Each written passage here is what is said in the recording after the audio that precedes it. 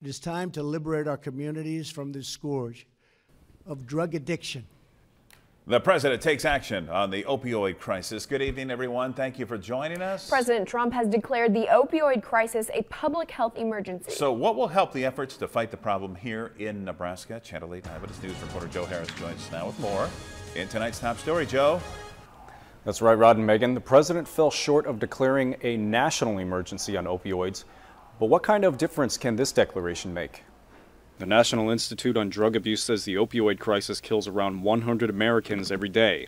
Never been this way. We can be the generation that ends the opioid epidemic. We can do it.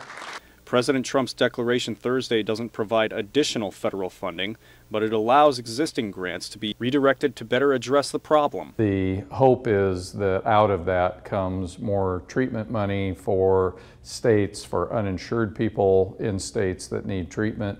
Topher Hansen is president and CEO of Centerpoint Treatment Medical Center.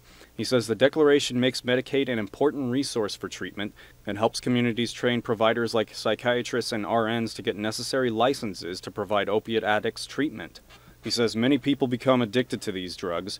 Some of them move into other drugs like heroin and fentanyl. The providers need to build their repertoire of responses to pain, which tends to be the beginning for a bunch of this, and how we respond to pain without getting people addicted to opiates.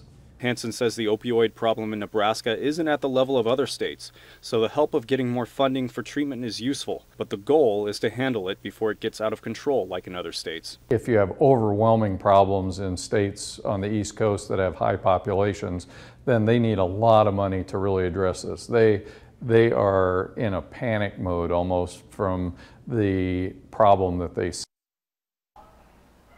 Hansen says the crisis is the result of the drug companies not accurately communicating to providers how addictive these drugs are.